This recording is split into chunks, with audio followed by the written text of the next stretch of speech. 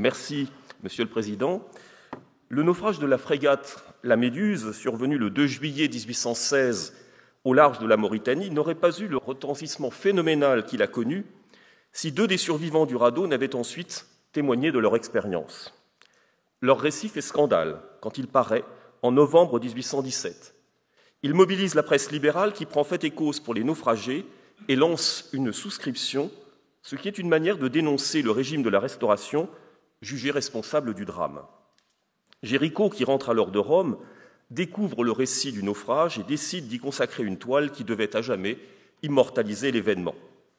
C'est à cette occasion qu'il rencontre les deux rescapés auteurs de la relation à scandale, Jean-Baptiste Henri Savigny et Alexandre Coréard. Si le premier, devenu médecin de campagne dans la région de Rochefort, retombe rapidement dans l'anonymat, le second, en revanche, amorce une nouvelle existence marquée par l'expérience du radeau. Il est à jamais le naufragé de la Méduse.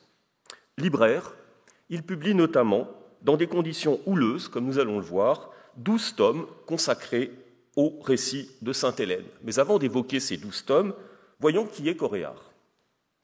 Alexandre Coréard n'appartient ni à l'équipage de la Méduse, ni aux troupes coloniales qui ont embarqué sur la frégate pour aller reprendre possession militairement de la colonie du Sénégal. Il fait partie d'un groupe d'une trentaine de passagers, membres de la Société philanthropique du Cap-Vert, qui s'est constituée dès 1814 avec le projet de contribuer à la colonisation de la presqu'île du Cap-Vert au Sénégal. 8 explorateurs et 20 ouvriers ont été autorisés à monter à bord du bateau. Coréard figure parmi les 8 explorateurs et apparaît sous la dénomination d'ingénieur géographe. Il a alors 27 ans. Il est en effet né à Serres, dans les Hautes-Alpes, le 4 novembre 1788. Il appartient à une famille de notables locaux. Son père était marchand comme son grand-père avant lui. Coréard fait ses études au Prytanée de Compiègne, transformé en 1803 en école d'arts et métiers, et s'y prépare au métier d'ingénieur civil, avec une spécialité en hydrographie. Géographe civil à partir de 1808, il est attaché à la confection du cadastre qui vient d'être lancé comme ingénieur de première classe, fonction qu'il remplit jusqu'à la fin de l'Empire et jusqu'à son départ pour le Sénégal. Auteur avec Savigny, nous l'avons dit, de la principale relation du naufrage, Alexandre Coréard se présente à la fin du volume publié en novembre 1817 comme sans emploi, formule conservée dans les éditions suivantes, y compris celle de 1821. De fait, c'est un homme meurtri et sans argent qui met le pied sur le sol français en débarquant de la Loire en décembre 1816. Obligé de se soigner à l'hôpital de Rochefort, où il rencontre régulièrement Savigny, venu en voisin, il y reste 2 mois, puis gagne Paris en février, avec l'espoir de retrouver une place d'ingénieur vérificateur dans le cadre de la confection du cadastre. Mais il se heurte à une fin de non-recevoir du commissaire royal du cadastre, Albert-Joseph Ulpien Aîné, qui occupait déjà ses fonctions sous l'Empire, et à propos duquel il ne mâche pas ces mots. Dans une lettre au ministre de la Marine, je cite « Je me réserve, monseigneur, d'avoir l'honneur de vous faire connaître la conduite de cet administrateur inhumain et haineux envers moi, et sans égard pour mes généreux protecteurs. » Il est prêt également à repartir dans les colonies et sollicite une place en Guyane. Il n'oublie pas non plus de demander la Légion d'honneur, il ne l'aura qu'au début de la monarchie de Juillet. Mais surtout, il souhaite être indemnisé des pertes subies dans le naufrage, qu'il estime à 9 000 francs, économie réalisée au cours des 6 années de sa fonction comme ingénieur. Il se plaint enfin d'avoir perdu ses instruments de travail. Le ministre de la Marine ne lui accordera que 250 francs qu'il aura du mal à se faire payer. Au même moment, il a retrouvé à Paris Savigny, venu après sa démission de la Marine préparer sa thèse de doctorat. Ensemble, ils publient, nous l'avons dit, la relation sur le radeau déjà évoquée. Le succès de la première édition, rapidement épuisé, puis de la seconde, parue en avril 1818, lui donne l'idée de se lancer dans l'édition. « J'ai cru, écrit-il, prendre une résolution prompte et telle qu'elle m'arrache à l'affreuse misère dans laquelle je me trouve plongé depuis les cruels événements de la Méduse et du désespoir où me conduit l'opposition de M. Aîné. » Coréard s'est vu proposer d'ouvrir une librairie maison d'édition par un mécène dont on ignore le nom, mais qui est prêt à financer son installation. Il s'agit très vraisemblablement du banquier Jacques Laffitte, qui avait largement contribué à la souscription dont j'ai parlé précédemment. Comme c'est la règle, 3 éditeurs libraires se portent garants pour lui et attestent qu'il a les connaissances et la moralité nécessaires pour s'installer comme libraire. Il ouvre cette librairie au Palais Royal. L'enseigne qu'il adopte ne saurait mentir sur ce qu'il est devenu depuis le mois de juillet 1816. Cette enseigne, c'est Aux naufragés de la Méduse. C'est à ce moment-là qu'il pose pour Géricault, qui lui consacre plusieurs études et le met en scène sur le tableau de la Méduse. Il y apparaît dans le groupe situé près du mât, le bras tendu vers le brick venu secourir les naufragés du radeau. Il pose aussi pour le peintre Legros, qui expose également son portrait au Salon de 1819. Entre 1818 et le début de l'année 1820, le libraire-éditeur Coréard profite de la relative liberté d'expression qui marque le gouvernement Decazes, notamment illustrée par la loi Deserre sur la presse, votée en février 1819. Un an plus tard, l'assassinat par l'ouvrier Louvel du duc de Berry, espoir de la monarchie, provoque une réaction ultra dont la principale victime est la liberté d'expression. Depuis le mois de mars 1820, la législation sur la presse s'est renforcée, aggravant la censure pour les journaux et les périodiques. Pour déjouer la censure, certains éditeurs publient, à l'image de Coréard, de courts textes, appelés aussi rognures, non soumis à la censure préalable, mais qui peuvent faire l'objet d'une condamnation a posteriori. Et de fait, Coréard voit en cette année 1820 les procès pleuvoir sur lui. En avril 1820, il est accusé d'avoir diffusé un pamphlet intitulé « Question du jour », rédigé par Bousquet-Deschamps, dans lequel une audacieuse comparaison entre la période de la Terreur et celle de la Restauration permettait de fustiger la loi entre les mains de l'arbitraire, dénoncé comme un poignard. L'avocat de Coréard, au cours de ce procès, Mocquard, le futur secrétaire de Napoléon III, cherche à faire valoir qu'il n'est pas l'éditeur, mais seulement le diffuseur de la publication. Il n'omet pas non plus de rappeler qu'il a été longtemps, je cite, abandonné au sein des mers sur un frêle radeau entouré de victimes que la mort multipliait chaque jour. Et il précise qu'il n'a dû sa survie qu'à la providence et à un miracle. Je cite encore Mocquard, « Je respecte celui que Dieu a épargné ». Malgré cette plaidoirie, Coréard est condamné à 4 mois de prison et 1000 francs d'amende. Il se retrouve à nouveau devant la cour d'assises en juin 1820 pour avoir diffusé une autre brochure de Bousquet-Deschamps intitulée « Attention ». Cet écrit est accusé de contenir des propos provoquant un attentat contre la personne du roi. Il est à nouveau condamné à 4 mois de prison et 1200 francs d'amende. 5 jours plus tard, il est condamné pour outrage public et religieuse pour avoir diffusé une brochure intitulée « Le temps qui court ». La peine est de 3 mois de prison et 400 francs d'amende. Il est enfin condamné en juillet 1820 pour la publication d'une brochure intitulée « Pièces politiques », dans laquelle le roi du Brésil et du Portugal, Jean VI, s'était senti mis en cause. L'avocat général en profite pour défendre l'union des dynasties européennes, plus sacrée, dit-il, dans les circonstances actuelles, allusion à l'assassinat du duc de Berry, donc héritier présomptif du trône.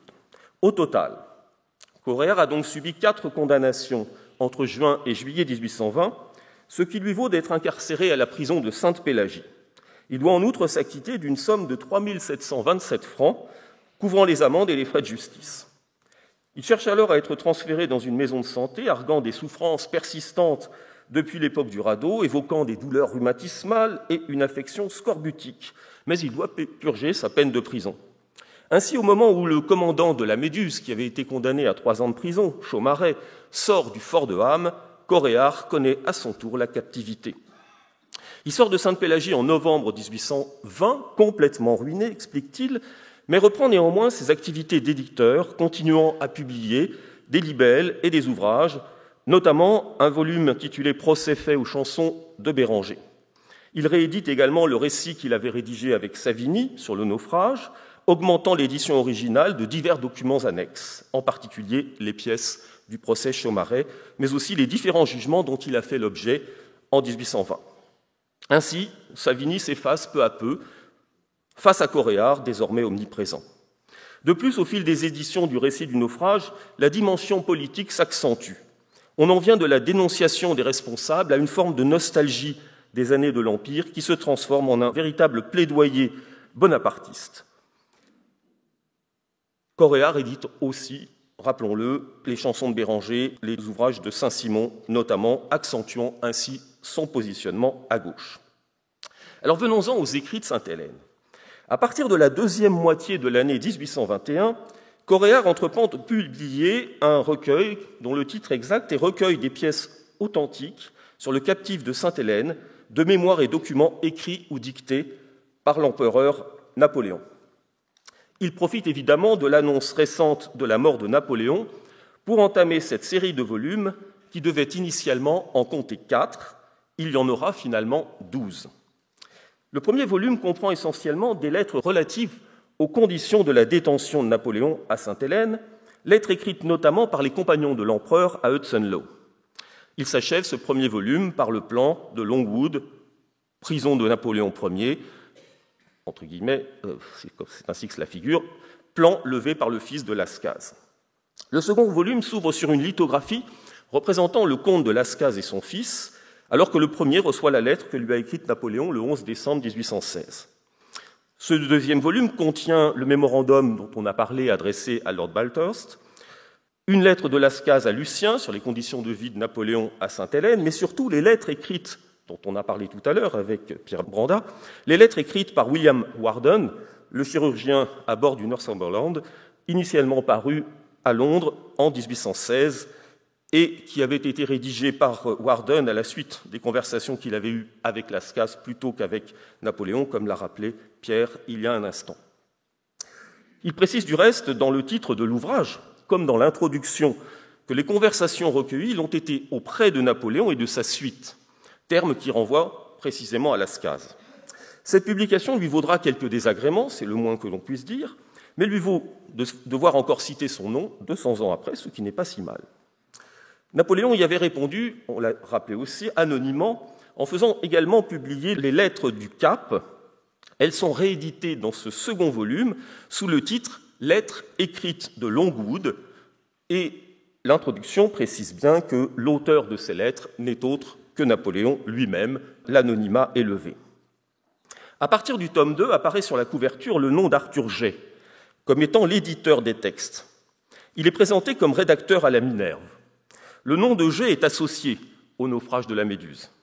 Il avait en effet rendu compte en novembre 1817 de la parution de l'ouvrage de Savigny et Coréard sur le naufrage dans le Mercure de France, journal libéral qui vient alors de renaître de ses cendres sous l'égide notamment de Benjamin Constant. Jay est l'archétype du journaliste libéral. Directeur du journal de Paris, il a été élu représentant de la Gironde pendant les 100 jours et a contribué à la seconde abdication de Napoléon, avant de fonder en 1815 le Constitutionnel. Il est aussi un collaborateur du Mercure de France. Et c'est lui qui a lancé la souscription en faveur des rescapés du naufrage, qui a rencontré, comme je l'ai dit, un vif succès. Sous le titre « Les 35 jours » ou « Mémoire politique sur la campagne de 1815 », par l'empereur Napoléon, est publié dans le volume 3 une relation des 100 jours, déjà parue chez Barrois en 1820, sous le titre « Mémoire pour servir à l'histoire de France en 1815 ». Ce troisième volume contient aussi des correspondances relatives à la captivité de l'empereur, mais aussi les conversations politiques de l'empereur Napoléon, qui sont en quelque sorte une suite et un commentaire des lettres écrites de Longwood, portant sur différents sujets, les 100 jours, l'Égypte, l'Espagne, etc. Le volume 4 évoque notamment le 13 Vendémiaire et les épisodes de la Révolution. Le 5e contient pour partie d'autres lettres que Napoléon avait écrites et publiées en Angleterre sous le titre « Letters from the Island of Santa Helena », en usurpant l'identité, Pierre y a fait allusion, d'un officier de marine anglaise. Ces lettres ayant pour principal objectif de dénoncer les conditions de la captivité du souverain.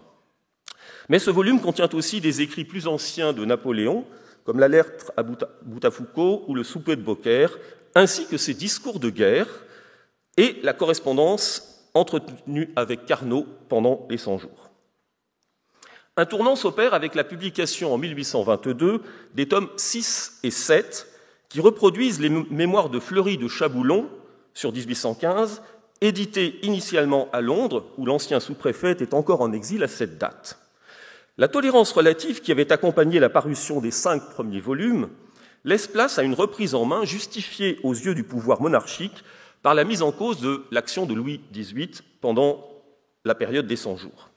Les 2 tomes sont saisis et doivent donc être retirés de la vente. Par ailleurs, de nouveau condamné pour contrefaçon en février 1822, Coréard se voit retirer son brevet de libraire, ce qui est effectif en septembre 1822. Il tente de gagner du temps en soulignant qu'il a vendu sa boutique à son frère Gabriel 2 ans plus tôt, mais le ministre de la Police n'en maintient pas moins l'ordre de fermer la librairie, considérant que le titulaire du brevet de libraire est bien Alexandre Coréard.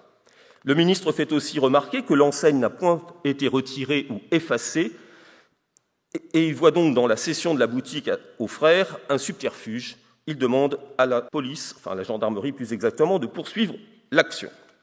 Le 27 septembre, la sentence est mise en application par le commissaire du quartier du Palais Royal, qui, accompagné de gendarmes, fait procéder à la fermeture de la librairie, tandis que des rassemblements se forment aux abords de la boutique que la gendarmerie est contrainte de disperser. Coréard cède alors sa boutique au libraire Artaud, qui possédait un brevet de libraire depuis 1810, mais ne l'utilisait pas. En réalité, Artaud est un prête-nom, car Coréard continue ses activités de libraire et, on va le voir aussi, d'éditeur. Il abandonne ses droits sur les écrits de Sainte-Hélène au libraire Barthélemy, auquel il cède également, en principe, son stock de livres. En réalité, les tomes qui étaient déjà prêts à l'édition paraissent en 1822 sous le nom de Coréard. Ce sera le cas des tomes 8 et 9. Les tomes 8 et 9 contiennent les bulletins de la Grande Armée recueillis par Alexandre Goujon, un ancien officier d'artillerie. Avec le tome 10, premier volume du journal d'Oméhara, ce tome paraît sous l'égide de Barthélemy. Il s'agit d'une nouvelle traduction de l'ouvrage paru à Londres en 1818 et qui avait été traduit en français l'année suivante. Barthélemy annonce que les 2 volumes 10 et 11 seront vendus ensemble et précise qu'il ne publiera pas les mémoires du maréchal Ney annoncés depuis le début de la série. En fait, le 2e tome, donc le tome 11, se fait attendre. Il ne paraîtra qu'en 1825. Entre-temps, Coréard a repris la main.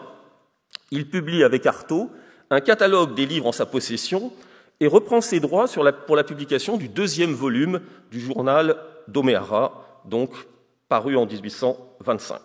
Dans la foulée, paraît le 12e volume de cette série, une biographie de Napoléon par Sénéchaux, complétée par son testament et des notices sur les compagnons de Sainte-Hélène.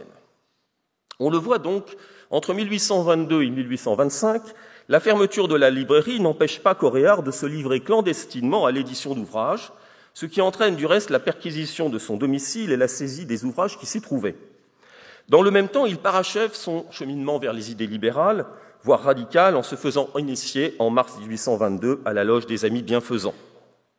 Pour échapper à la prison, en 1825, il passe en Angleterre, où il découvre le chemin de fer. De retour en France en 1828, il est encore dénoncé comme ayant des activités illicites. Je cite un rapport de police rédigé à ce moment-là. « M. Coréard est assez connu par l'émission d'une foule de pamphlets incendiaires. Il est en fait soupçonné de continuer à vendre clandestinement les ouvrages interdits, notamment les pièces justificatives du prisonnier de Sainte-Hélène. Il a entreposé ses livres dans un grand local auquel, note le préfet de police, on accède de chez lui par un escalier dérobé. » Coréard, à la fin de la Restauration, est ainsi pleinement intégré au mouvement libéral qui va provoquer la chute de la branche aînée des Bourbons à l'occasion de la Révolution de 1830. Mais Coréard n'a pas abandonné, il a abandonné le métier de libraire, cédant sa boutique à son frère Gabriel, et il va se lancer, c'est assez étonnant, à partir des années 1830, il va se lancer dans le chemin de fer. Il a découvert le chemin de fer en Angleterre et il propose toute une série de projets de construction de voies ferrées à travers le pays. Mais au début de la monarchie de Juillet, il fait surtout figure de victime de la Restauration. Il est nommé président d'une commission chargée d'indemniser les condamnés politiques et, comme je le disais en commençant, il reçoit la Légion d'honneur. Finalement, sur le terrain politique, il tentera de se faire élire représentant en 1848 en Seine-et-Marne. Il échoue et meurt à Avon le 16 février 1857.